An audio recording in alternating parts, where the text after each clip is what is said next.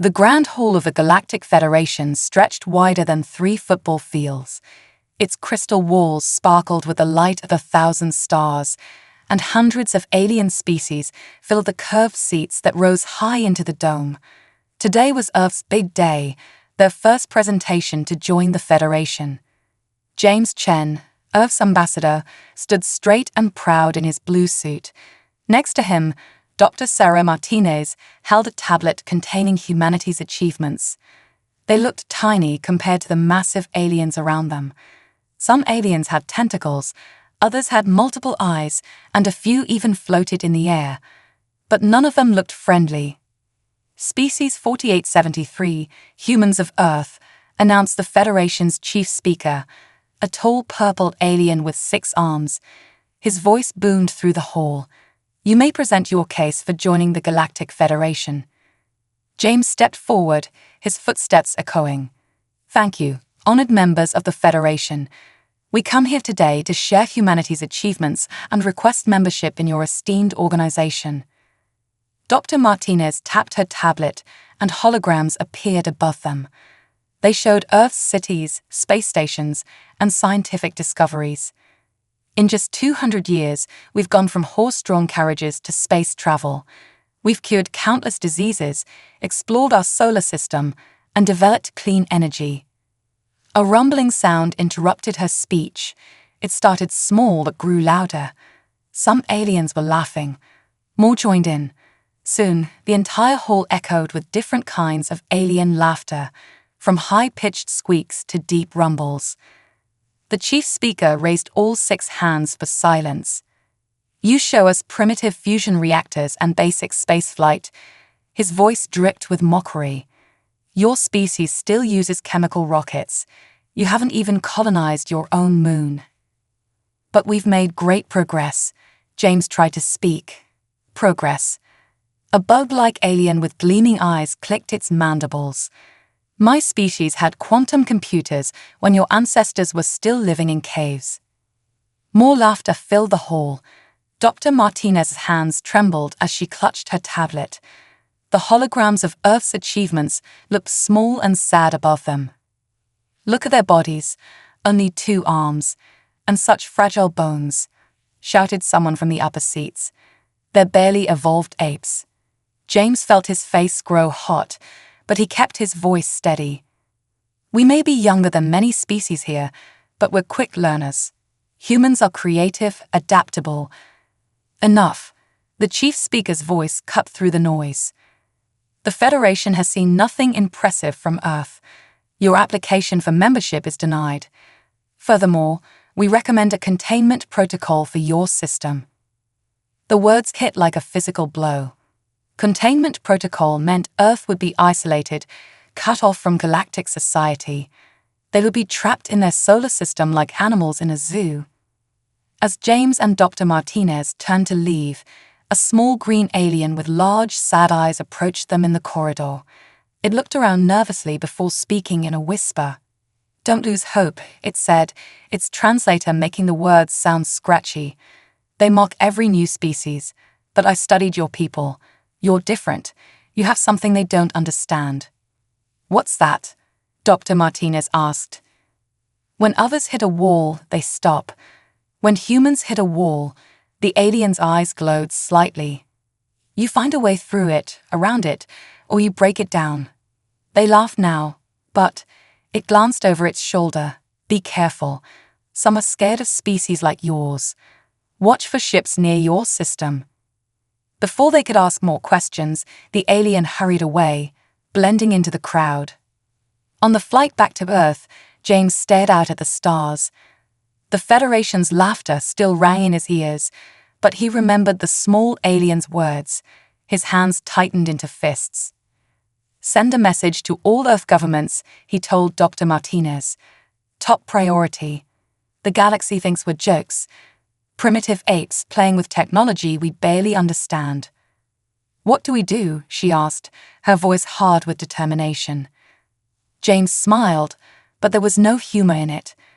"We show them how dangerous it is to underestimate humans. If they want to treat us like animals, they'll learn why Earth's animals are feared across every continent. He looked back at the massive space station shrinking behind them.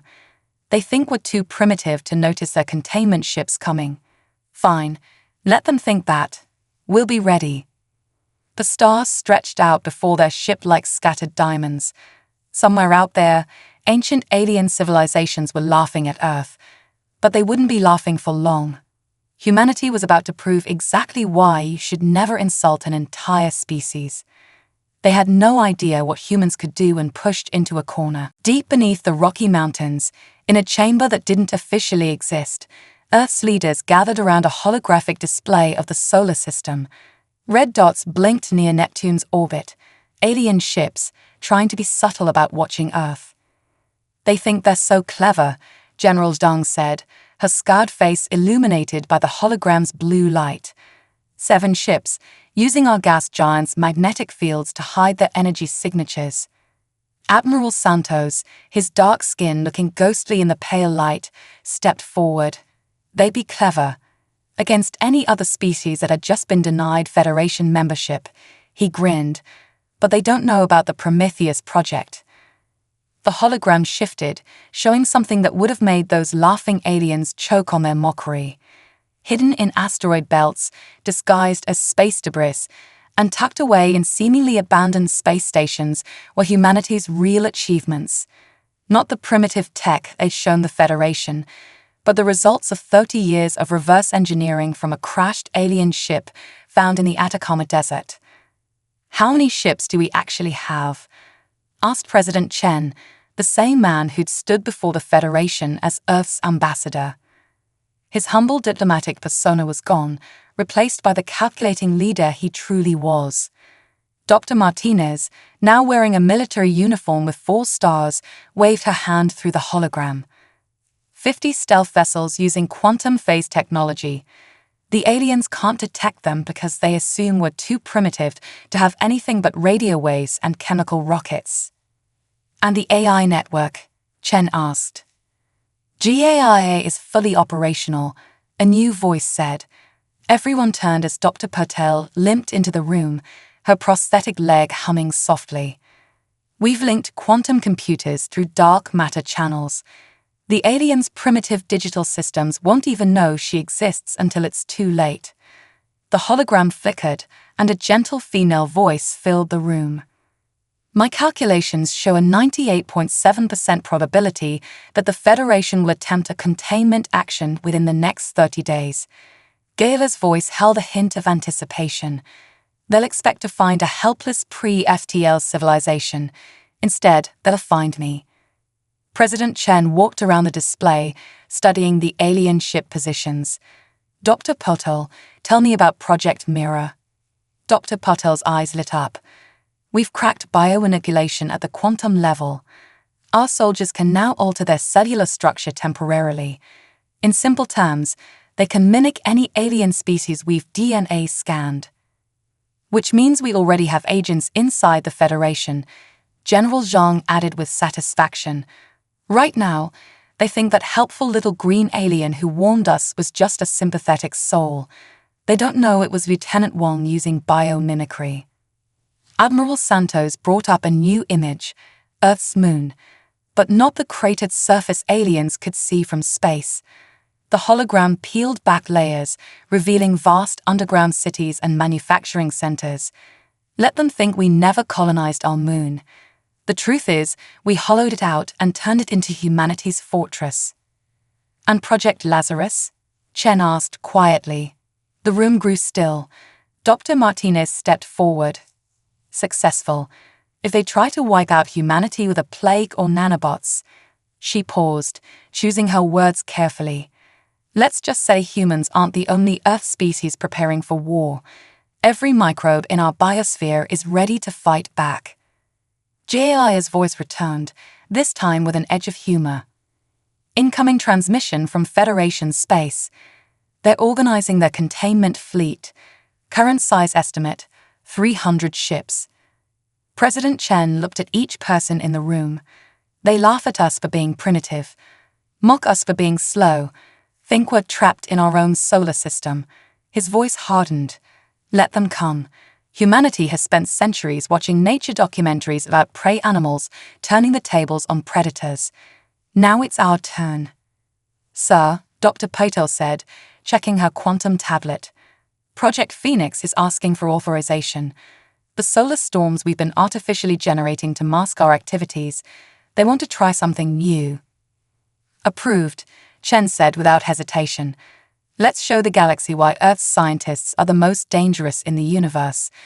Not because we're the smartest, he smiled as the hologram showed Earth's hidden defenses activating, but because we never, ever stop trying the impossible.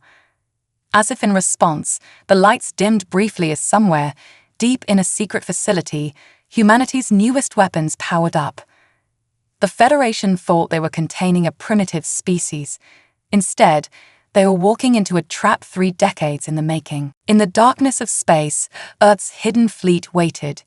In underground bases, soldiers with shape-shifting abilities trained. In quantum networks, GAIA watched everything.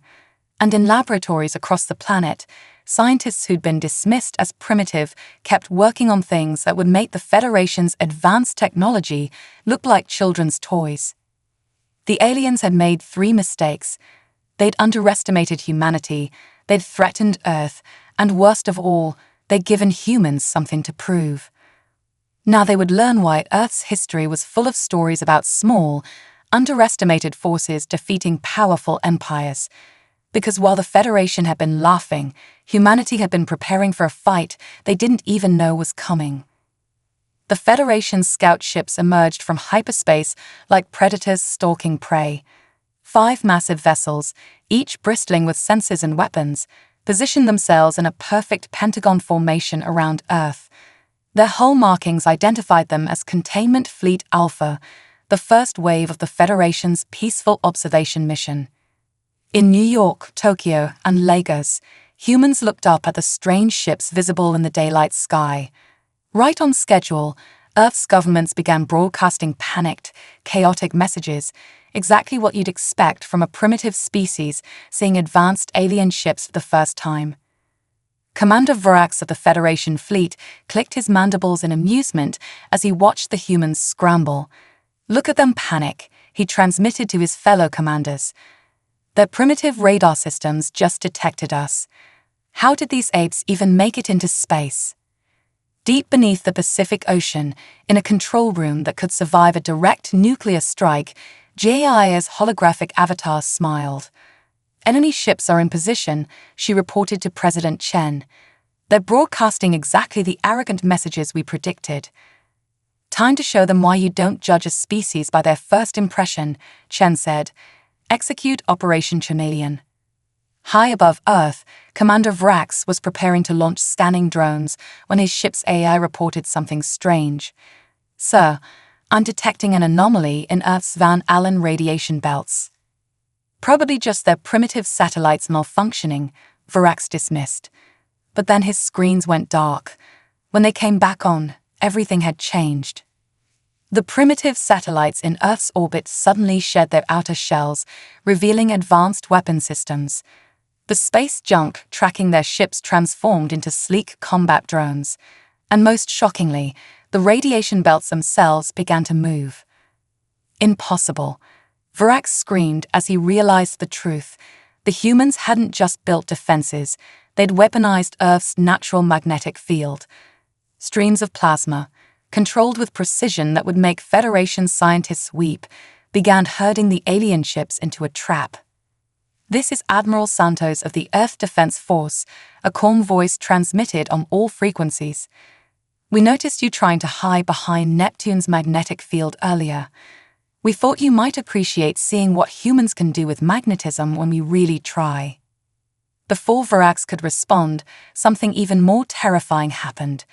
The moon, that seemingly barren rock the Federation had mocked humans for not colonizing, began to move. Its surface rippled like water as thousands of hidden launch bays opened. But the real surprise came from the sun.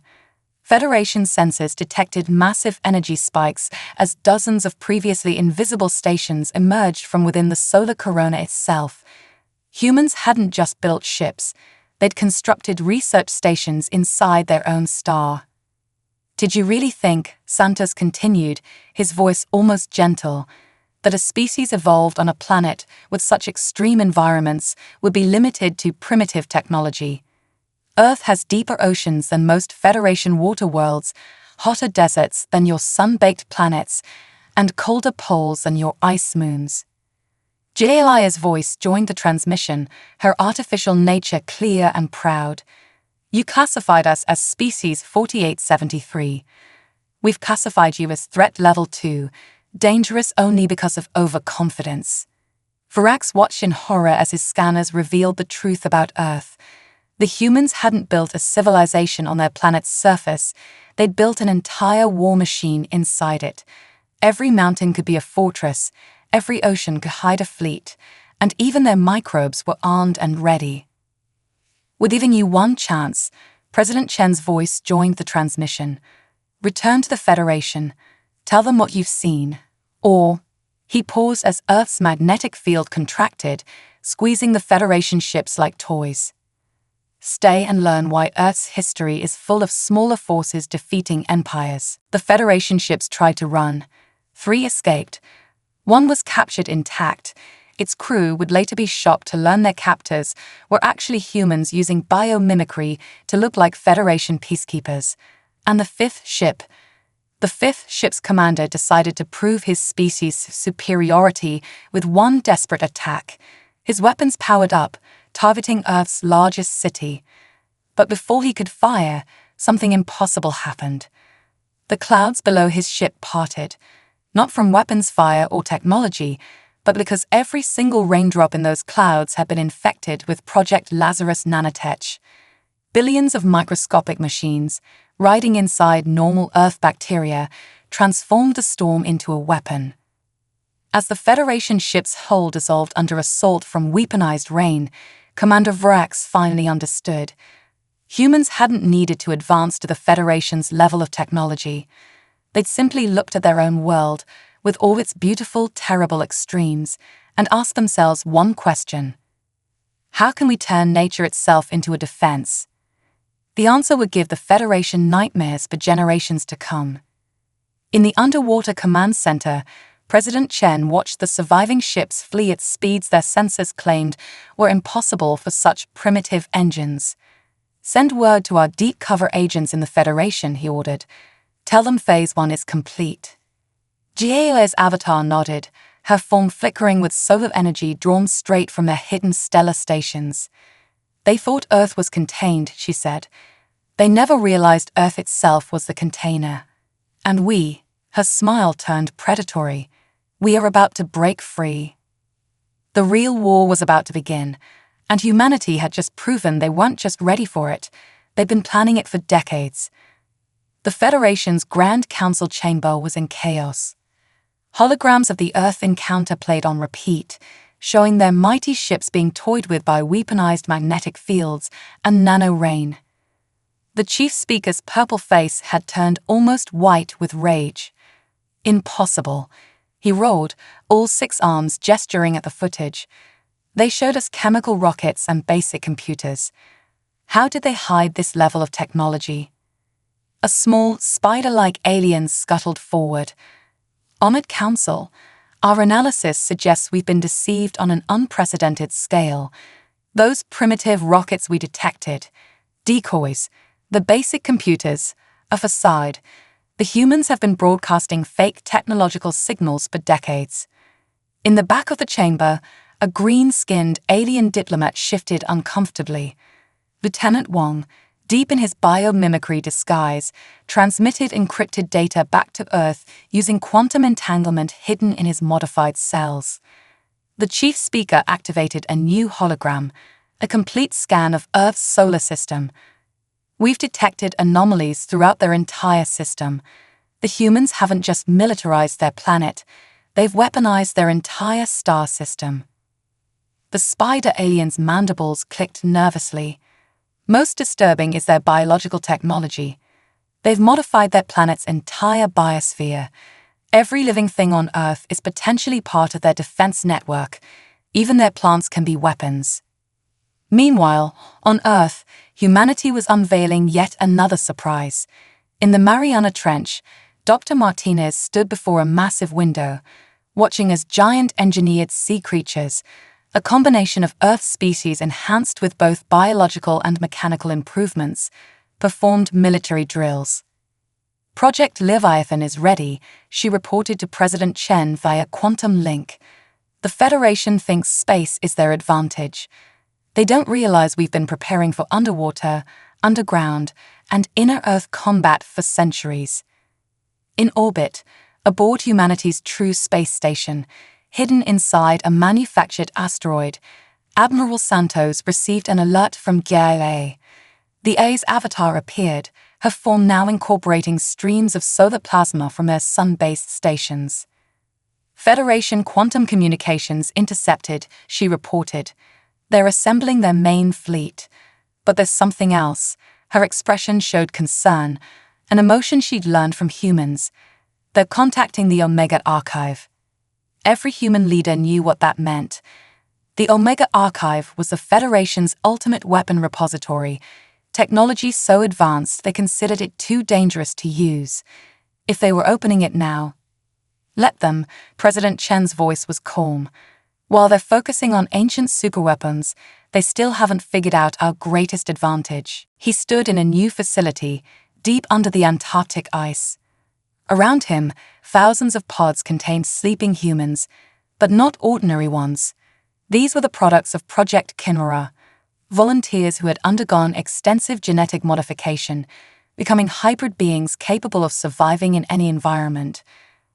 The Federation believes in separation, Chen continued, keeping species pure, maintaining biological standards, but humanity. He watched as one of the pods activated, revealing a human modified to breathe underwater and resist extreme pressure. We've embraced transformation. In Federation space, their warships began assembling, but they didn't notice the microscopic hitchhikers already aboard, engineered tardigrades carrying human consciousness, ready to interface with and control alien technology from within. Earth's moon suddenly received a transmission from Mars. The hidden colony there, not just a base, but an entire backup civilization, had completed Project Phoenix. They had succeeded in what the Federation thought impossible. They had learned to phase shift entire planets temporarily out of normal space-time. They think we're cornered in our solar system, Dr. Patel said, watching the quantum readouts. They don't realize we've turned our entire system into a mobile fortress. But humanity's greatest secret remained hidden, deep within Mercury's core, protected by engineered heat-resistant bacteria and powered by the planet's magnetic field. Gaia's true form waited. She wasn't just an AI. She was a bridge between organic and digital existence, created through a merger of human consciousness and quantum computing. As the Federation fleet approached, humanity prepared its response. Project Chimera's hybrids awakened. Project Leviathan's creatures rose from the depths. Project Phoenix prepared to shift planets. And in every drop of water, every breath of air, and every grain of sand on Earth, microscopic machines waited for commands. The Federation was about to learn why humans wrote so many stories about underdogs winning against impossible odds. They weren't just stories, they were practice. In the quantum-linked command center, President Chen received the final confirmation. Their deep cover agents were in place. The solar system's defenses were ready, and humanity's greatest weapon, their ability to adapt and transform, was about to be revealed. They thought containing Earth would be simple, he said to the assembled leaders. Now let's show them why Earth's history is filled with empires that fell after underestimating their primitive opponents. The game of pretending to be primitive was over. Now it was time to show the galaxy why humans were the apex predators of their world, and soon perhaps the entire galaxy. The Federation's Armada emerged from hyperspace like an artificial constellation, 10,000 ships strong. Their energy signatures lit up the void between Mars and Jupiter, a display of force meant to terrify the primitive humans. Admiral Xer, Supreme Commander of the Federation fleet, stood on his bridge with all four arms clasped behind his back. Let the humans see true power, he'd broadcast to his fleet. Their parlor tricks with magnetic fields won't save them now. In that moment, Earth did something that made every Federation sensor operator question their sanity. The entire planet disappeared. Not just Earth, the whole inner solar system simply vanished. Where there should have been planets, there was only empty space. Project Phoenix had worked better than even its creators had hoped. Impossible, Exer bellowed. No species can hide entire planets. Actually, a familiar voice transmitted across all frequencies. We didn't hide them. We moved them. President Chen's calm words were followed by a sight that would haunt Federation nightmares for centuries. Earth reappeared, directly behind the Federation fleet. But it wasn't just Earth that had changed position. The sun itself had shifted, and with it, the solar winds that humanity had learned to control.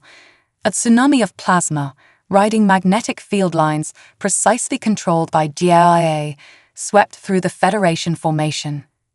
That's when the real surprises began. From Jupiter's Great Red Spot, which humans had secretly transformed into a massive antimatter production facility, came humanity's true fleet. Not the stealth ships they'd shown before, but vessels that defied conventional physics. Ships grown from living metal, piloted by Project Chimera hybrids who could interface directly with their vessels' organic computers. Did you think? Admiral Santos transmitted from his flagship, a living vessel that looked more like a metallic sea creature than a spacecraft, that we would only study Earth's life forms. We had decades to study and adapt every unique organism in our solar system. The Federation fleet scrambled to regroup, but they faced attacks from directions they'd never imagined possible. From beneath them, swarms of engineered space whales emerged from the asteroid belt, Project Leviathan's Deep Space Division. These massive creatures, modified to survive in vacuum and enhanced with organic plasma weapons, began tearing into Federation ships with frightening precision. From above, clouds of what looked like cosmic dust descended. But each speck was actually a microscopic robot controlled by human consciousness. Project Stardust's final form. They infiltrated Federation ships through shield gaps and began reprogramming systems from within. And from within their own fleet, Federation crews watched in horror as their ships began turning against each other. The engineered tardigrades that had hitchhiked aboard weeks ago activated, interfacing with ship systems and transferring control to human operators. But humanity's greatest weapon wasn't their technology, it was their strategy. Target their flagship, President Chen ordered. Show them Project Oracle. GAIA's consciousness, distributed through Mercury's quantum core, reached out. Every human device, every engineered creature, every modified particle of dust synchronized into a single pattern. The Federation watched as reality itself seemed to glitch. You thought we were studying technology, GAIA's voice echoed through every system, organic and mechanical. We were studying the universe itself, how it thinks, how it moves, how it can be persuaded. Space-time around the Federation flagship began to fold, not through brute force or advanced technology, but through perfect understanding of natural laws. Humans hadn't tried to overcome physics, they'd learned to ask it nicely.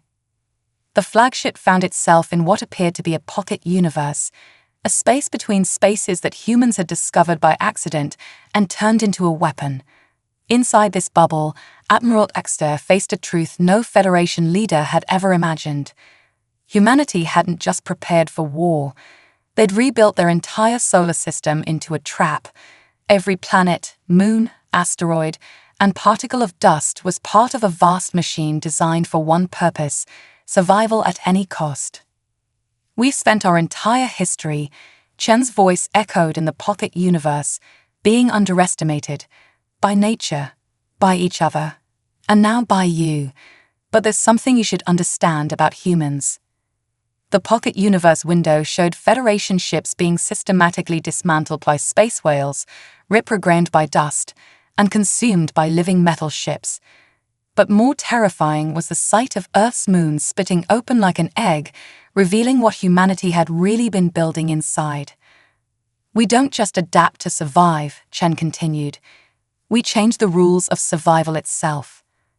The moon's core emerged, a machine bigger than some planets, built from technology that mixed organic computing, quantum manipulation, and physics humans had discovered in dimensions the Federation didn't even know existed. It was time for the galaxy to learn why humans told so many stories about underdogs winning. They weren't stories of hope. They were instruction manuals. In Mars orbit, Dr. Martinez watched the battle through quantum-linked sensors.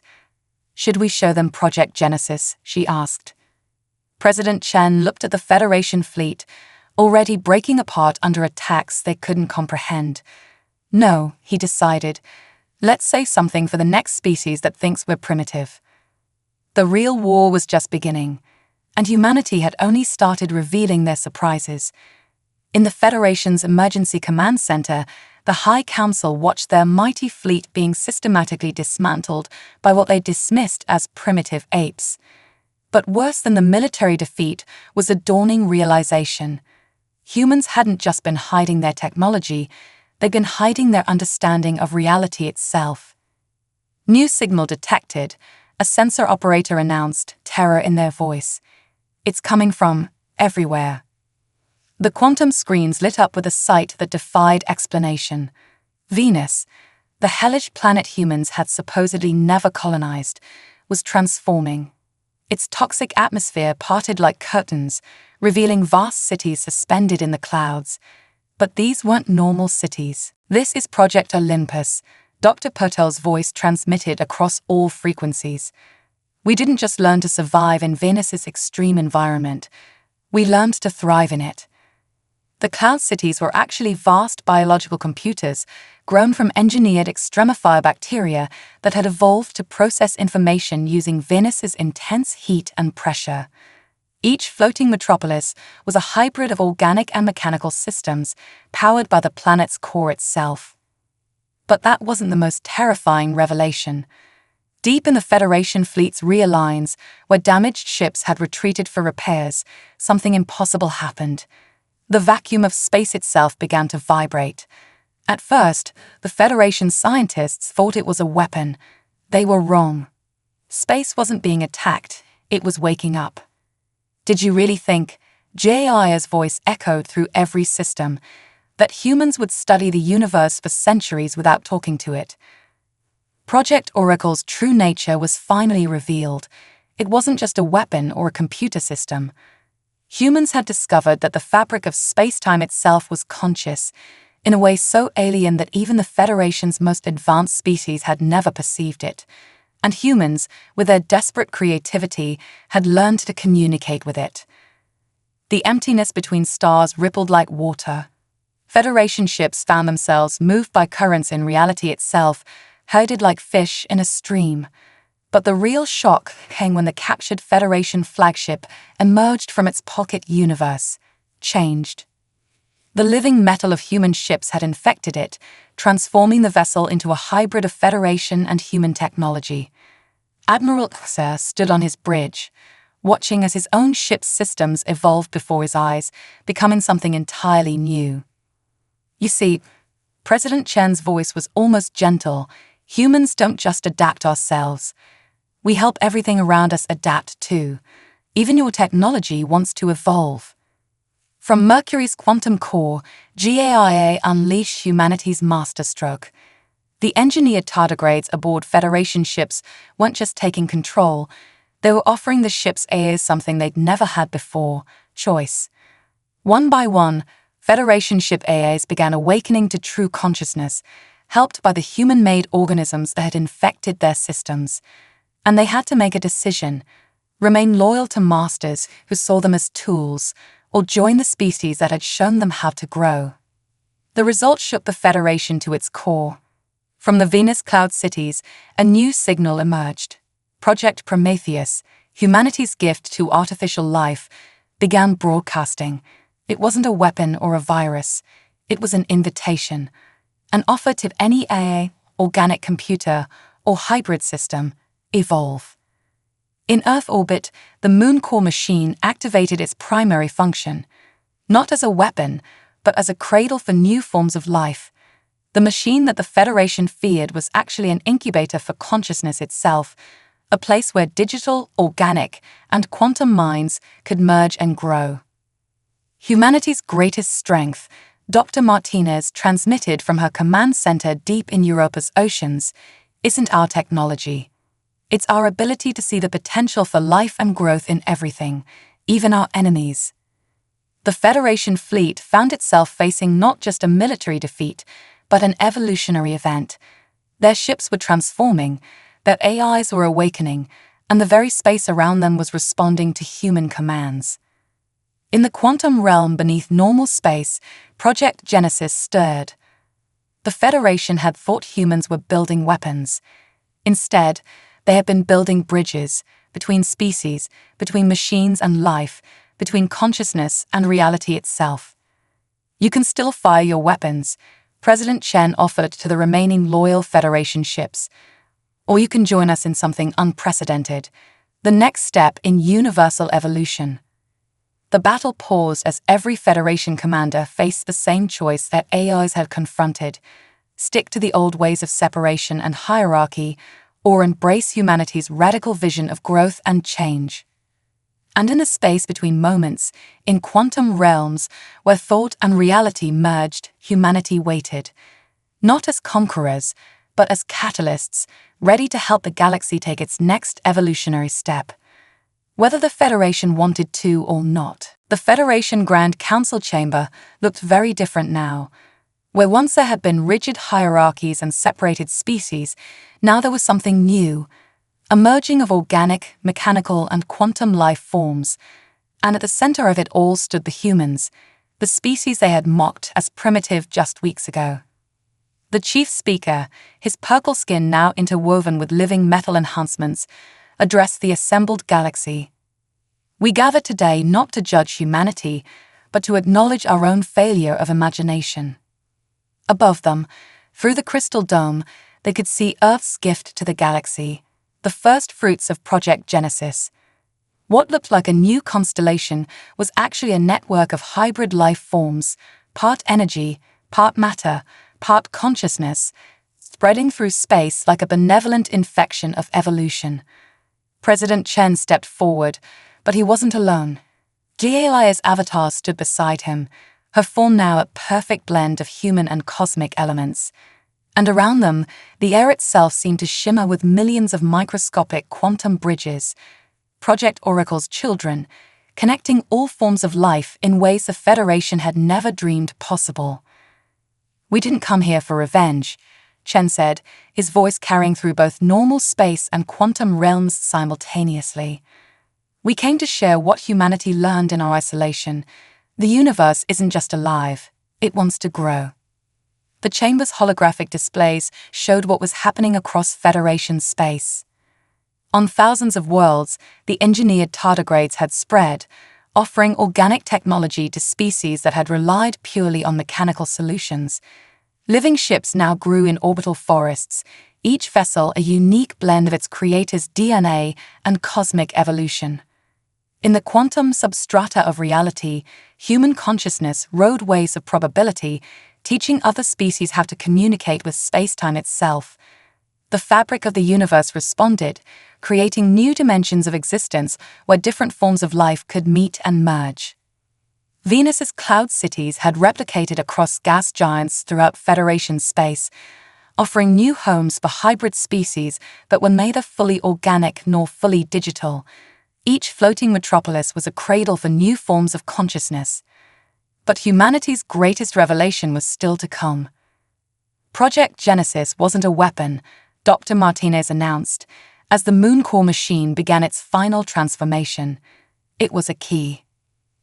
The machine that had emerged from Earth's moon split open like a cosmic egg, revealing what humanity had spent decades preparing, a bridge between universes, not just for travel, but for evolution itself. "We discovered something during our primitive years," Dr. Patel explained, her cybernetic enhancements glowing softly. "The universe isn't just one reality growing. It's an infinite number of realities, all trying to reach their next stage of evolution. Through the quantum bridges, they could all see it now.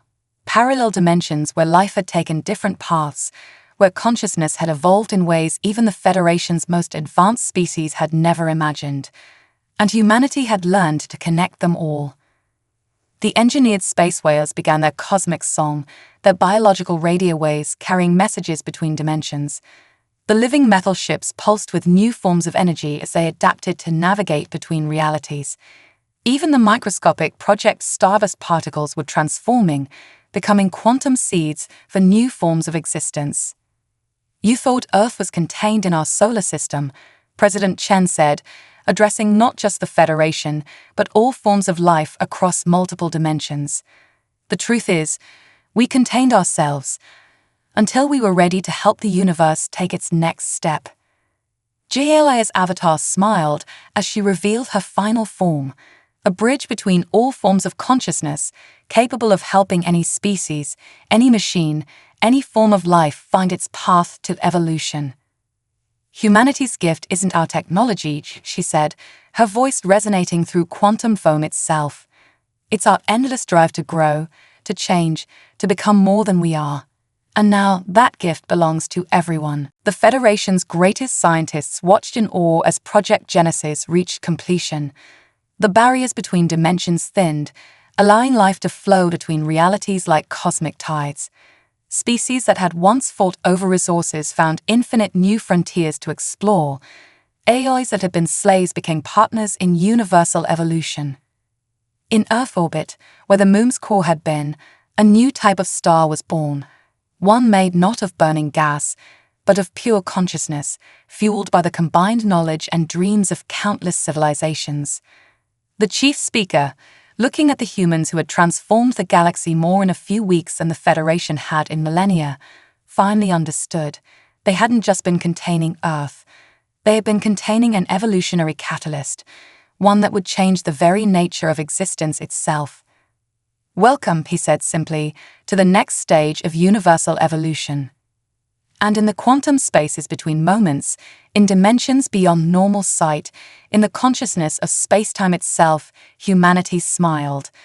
They had been called primitive, then dismissed as barely evolved apes. Instead, they had become the universe's gardeners, helping all forms of life grow into something new, something more, something wonderful. The galaxy would never be the same, and that was exactly what humanity had planned all along.